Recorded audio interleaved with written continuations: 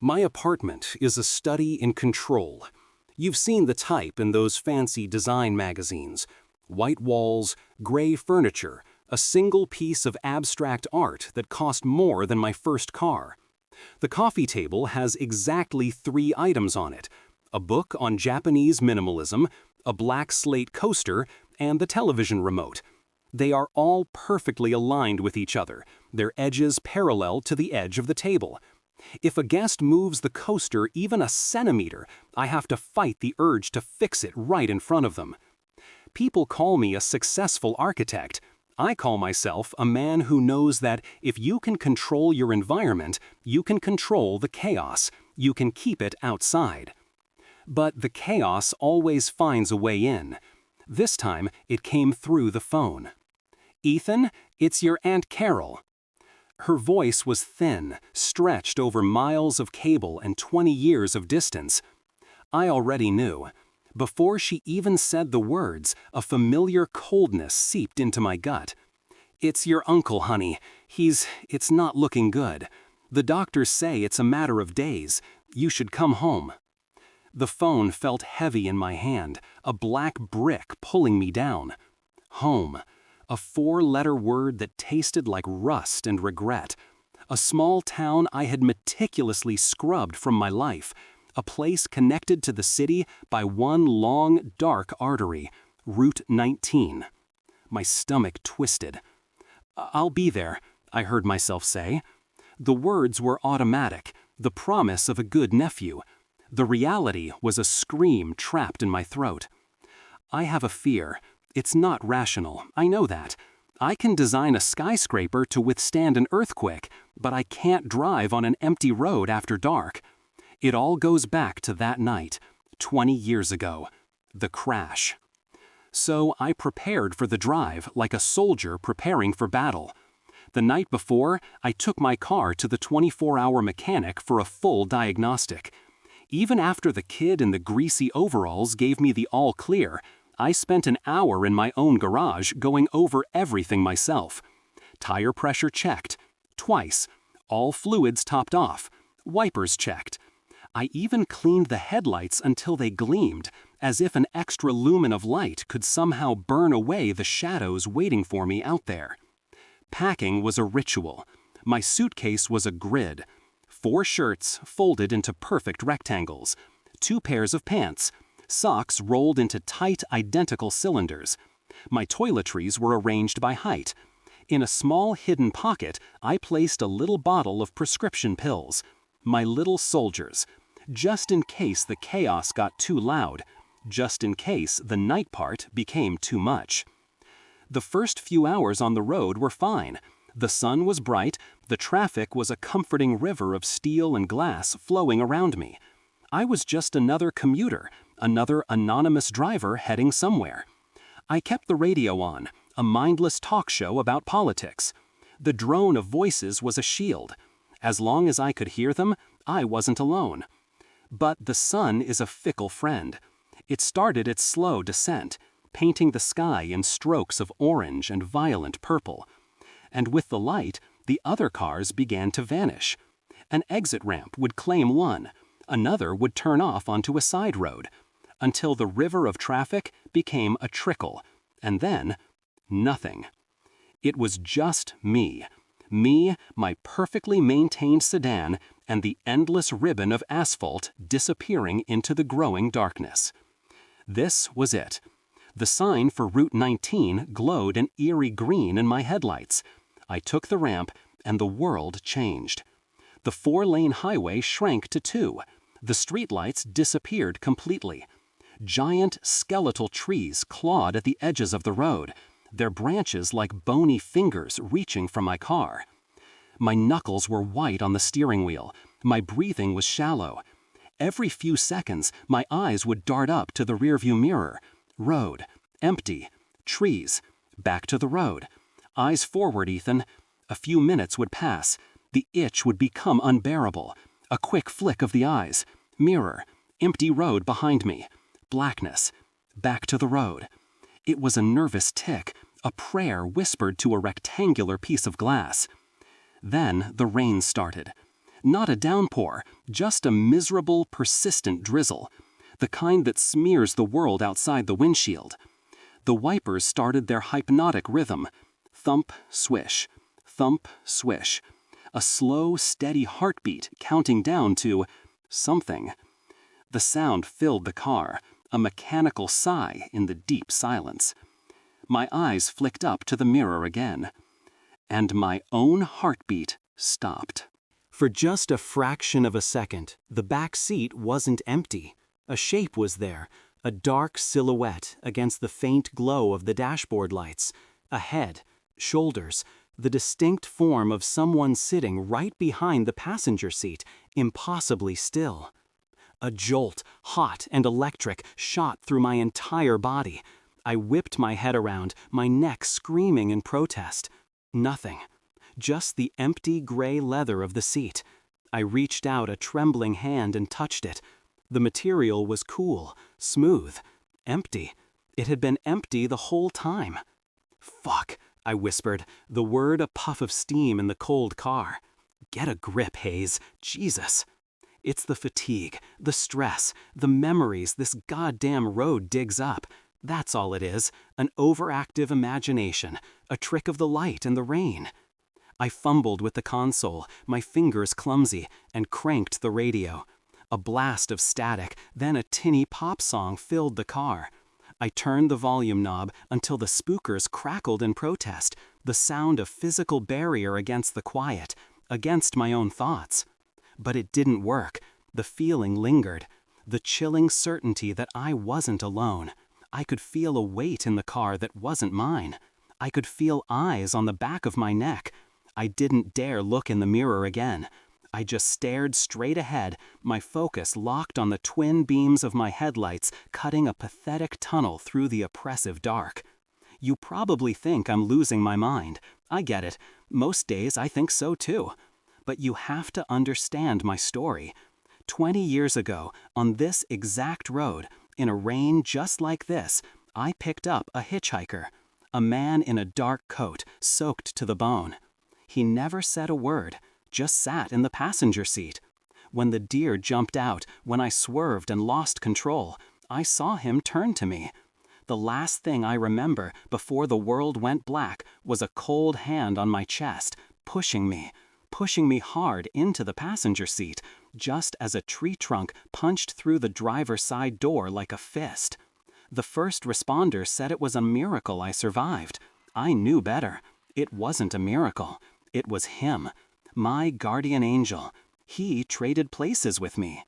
So now, driving through this personal hell, I try to tell myself that's what this is. That shadow in the mirror, it was him.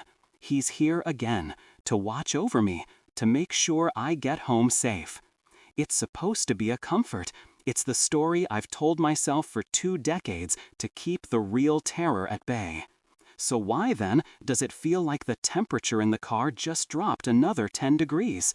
And why does the hair on my arms refuse to lie down? I made it home. I don't remember the last 10 miles of the drive. It's a blank. One moment I was staring into the darkness where that thing had been in my mirror, and the next, my tires were crunching on the gravel driveway of my uncle's house. My house now, I guess. The place looked smaller than I remembered. The paint was peeling in long, sad strips, and the porch sagged on one side like a tired old man. It was a monument to decay, a physical manifestation of the chaos I'd spent my entire adult life building walls against. The air inside was thick, smelling of dust and stale cigarette smoke, and something else, something like old regrets. My first instinct, my only instinct, was to impose order. I couldn't fix my uncle. I couldn't fix the 20 years I'd stayed away. But I could fix this house. I threw open the windows, ignoring the groans of the swollen frames. The damp night air did little to clear the smell, but it was a start. Then I started cleaning. It wasn't a choice. It was a compulsion. I worked with the methodical precision of a surgeon. Kitchen first. Every plate, every cup, every piece of silverware was taken out, washed by hand, dried, and stacked in perfect uniform columns. I scrubbed counters until the cheap laminate gleamed under the single buzzing fluorescent light. I organized the pantry, turning every label to face forward. It was mindless work. It was perfect. It kept the noise in my head down to a manageable hum. That's when I heard it first, a soft click from the living room. I froze, sponge in hand. I listened. The only sound was the drip of the faucet I hadn't managed yet. Drip, drip, drip. I told myself it was the house settling. Old houses do that. They groan and pop. It was normal. I went back to scrubbing. Later, as I was arranging books on a dusty shelf, alphabetically by author, of course, a floorboard creaked upstairs. A long, slow, deliberate sound. The sound of weight settling on old wood. My head snapped up. Hello? My voice sounded thin, alien in the quiet house. Nothing. No reply. Just the drip from the kitchen and the hum of the old refrigerator kicking on.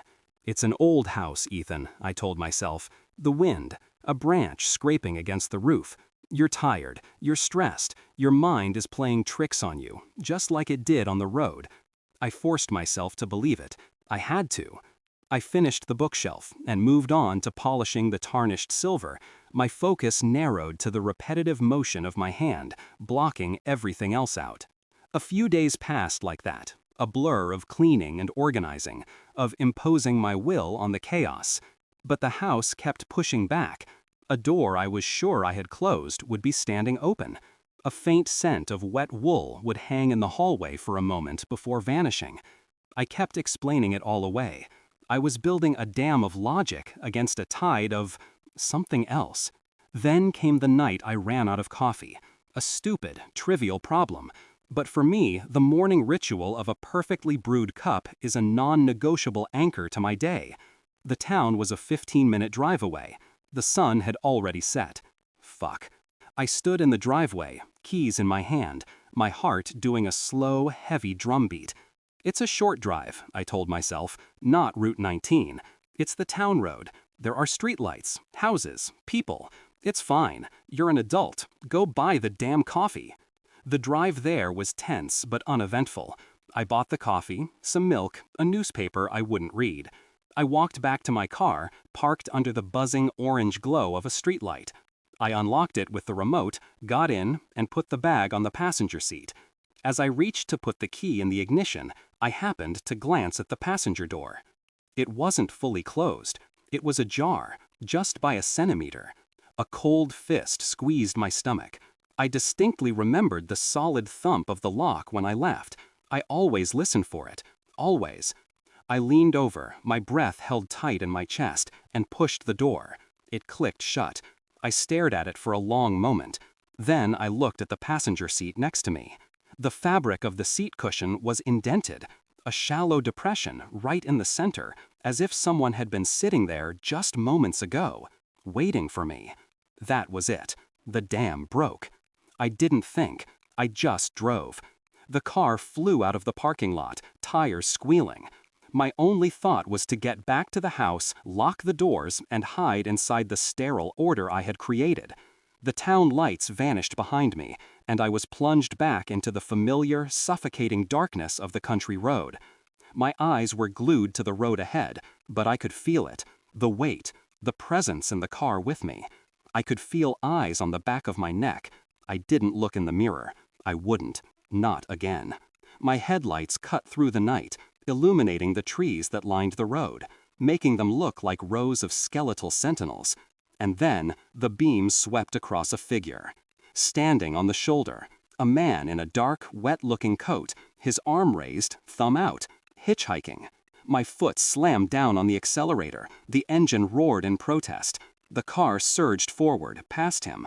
For a split second, my headlights lit up his face, but it was just a pale blur in the darkness, features lost to the speed and the night. I didn't look back. I just drove, my knuckles white on the wheel, my breath coming in ragged, panicked gasps until I was back in the gravel driveway. I didn't sleep that night. The coffee sat on the counter, forgotten. I just sat in the living room, every light in the house on, listening to the old walls groan around me. My mind was a racetrack of fear. The shadow in the car, the open door, the hitchhiker. It was all connected. It was him, my guardian angel. He was still watching over me. But it didn't feel like being watched over. It felt like being hunted. Desperate for a distraction, for anything to ground me, I started going through a trunk of old family belongings my aunt had left. Old report cards, dusty yearbooks, and at the very bottom, a box of photographs. I pulled it out, the cheap cardboard soft with age. I sifted through them. Pictures of me as a kid with a stupid haircut, family barbecues, my uncle with his arm around my aunt, both of them 20 years younger, their smiles genuine. And then I found them. A small envelope with "The Accident" scrawled on the front in my mom's handwriting. My hands trembled as I slid the photos out. The first few were of me in a hospital bed, looking pale and broken. I put those aside. The last one, it was of the car, my old 1988 Ford, or what was left of it. It was taken at the junkyard, I think. The front end was completely accordion. The driver's side was gone, just a gaping hole where the door used to be. I stared at it, the memory of that night flooding back. The rain, the deer, the sickening sound of metal screaming, the feeling of that cold hand on my chest pushing me. I looked closer, my architect's eye tracing the lines of destruction. My gaze drifted from the obliterated driver's side to the passenger side, and the world tilted on its axis. The passenger door wasn't a door anymore. It was a concave ruin of twisted metal and shattered safety glass. A massive oak tree trunk had speared straight through it, crushing it inwards, pinning it against the center console. The damage was so severe, the space where a person's legs would have been was completely gone, obliterated. A crack appeared in the foundation of the last 20 years of my life. A small hairline fracture, but it was there. How? How could anyone have been sitting there? How could a hand from that seat have reached over and pushed me? There was no room. There was no space. It was impossible. "No," I whispered, the sound swallowed by the big, empty house. "No, I must be remembering it wrong. He must have gotten out before the tree hit." I repeated it, clinging to the words like a prayer. He got out first. He pushed me from outside the car. Yes, that had to be it. That made sense. It had to make sense. Because if he was sitting in that seat when the tree hit, he couldn't have saved me. And if he wasn't my guardian angel, then what was he? What was that thing sitting next to me in the car 20 years ago? What was that thing I just saw on the side of the road tonight? The photograph didn't move. I wanted it to. I wanted it to change, for the angle to shift and reveal that I was wrong, that the passenger door was fine, that it was just a trick of the light. But it stayed there, a flat, glossy rectangle of truth on my uncle's dusty coffee table. The passenger side of my car was a mangled ruin, impenetrable, unsurvivable. The walls of the house, the very same walls I had scrubbed clean to create a sense of control, now felt like they were shrinking. The quiet wasn't peaceful anymore. It was attentive, like it was waiting for me to figure it out. I couldn't stay there, not another second. I grabbed my keys and jacket and was out the door without looking back. I just needed to be somewhere else, somewhere with lights and noise and other people, somewhere normal. The town's only all-night diner was a 15-minute drive away. It would have to do. The Maple Leaf Diner was exactly as I remembered it from 20 years ago. A long counter with cracked red vinyl stools, booths with patched-up seats, and the smell of old coffee and frying bacon hanging in the air. Fluorescent lights hummed overhead, casting a pale, tired glow on everything. It was perfect. It was real. I slid into a booth by the window, the vinyl cool against my skin. A waitress with a tired face and a name tag that read Brenda took my order. Just coffee, black. I needed the bitterness. I needed something to shock my senses back into line. While I waited, I looked around. A couple of truckers were talking quietly at the counter. A young couple were sharing a plate of fries in a back booth, whispering and laughing. Normal people living normal lives. I felt like I was on the other side of a glass wall, watching them. Just then, an older man sat down at the table next to mine. He had one of those kind, wrinkled faces you see on grandfathers in commercials, with a full head of white hair and a gentle smile. He nodded at me. "Evenin'," he said, his voice a low, pleasant rumble. "Evenin'," I replied. It was more of a croak. Brenda brought my coffee and took the old man's order, decaf and a slice of apple pie. We sat in a comfortable sort of silence for a moment, the only sounds the clatter of silverware from the kitchen and the low murmur of the truckers. "You're not from around here?" the old man asked, stirring a packet of sugar into his cup. "I used to be," I said, my hands wrapped around the warm mug. "Grew up here. Just came back to sort of settle my uncle's estate. Hayes." The name felt strange coming out of my mouth. The man stopped stirring. He looked up, his pale blue eyes narrowing just a little. "Hayes," he repeated slowly. "Don't suppose you're the boy from that wreck out on Route 19, the one with the deer? Must have been, Lord, 20 years ago now." The coffee mug suddenly felt very cold in my hands. My heart did a slow, heavy thump against my ribs. "Yeah," I managed to say, "that was me." He shook his head, a look of genuine wonder on his face. "Well, I'll be. I'm Miller, Frank Miller. I was on the volunteer rescue squad back then. I was one of the first ones on the scene that night." He took a sip of his coffee. "I'll never forget that call. The way that car was wrapped around that oak tree. Frankly, it's a miracle you're sitting here talking to me. A real-life miracle." The word miracle hung in the air between us. This was it. This was my chance. A witness, someone who was there, who could tell me what I remembered was real, that I wasn't going crazy. The desperation clawed its way up my throat. "It wasn't just a miracle," I heard myself say, the words rushing out. "There was someone else with me, a hitchhiker. I picked him up just before the crash. He saved me. He pushed me out of the way just before the tree hit. If it wasn't for him, I'd be dead." I stared at him, my whole body tense, waiting for his nod of agreement, for him to say, "Yeah, I remember that guy. We never found him, but we knew he was there." I needed him to say it. Miller just looked at me. He wasn't smiling anymore. He put his spoon down on his saucer with a soft clink. He leaned forward a little, his brow furrowed in confusion. "Hitchhiker?" he asked, his voice quiet but clear. "Son, what are you talking about?" "The man in the passenger seat," I insisted, my voice getting louder. "He was wearing a dark coat. He saved my life." Miller slowly shook his head, his gaze steady and unwavering. He picked up his fork and nudged the crust of his apple pie. He wasn't being cruel. He was just stating a fact, the way you'd state the sky is blue. "What hitchhiker?" he said again, calm as anything. "Kid, when we got there, you were the only one in that car. The passenger door was crushed in so tight, we had to use the jaws of life to get it open. Couldn't fit a child in that space, let alone a grown man. There was no way anyone was sitting there, let alone getting out." He took a bite of pie, chewed thoughtfully, and then looked back at me.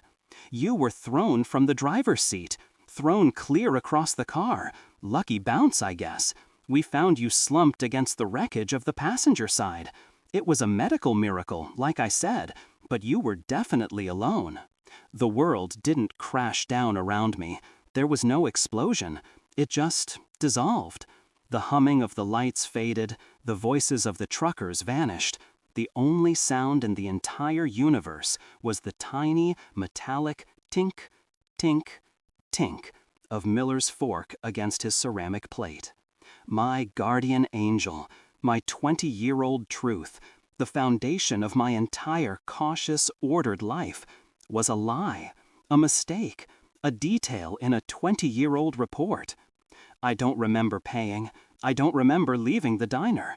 One moment I was staring at Frank Miller eating his apple pie, and the next I was sitting in my car in the empty parking lot, the engine off, my keys cold in my hand. He wasn't real. The hitchhiker was never there. I sat in the driver's seat, staring straight ahead, my hands gripping the steering wheel so hard my knuckles were white. It all came flooding back. The feeling of being watched in the house, the scent of wet wool in the hallway, the passenger door on this very car standing ajar in the grocery store lot, the shallow depression in the seat cushion next to me. It wasn't a guardian angel checking in on me.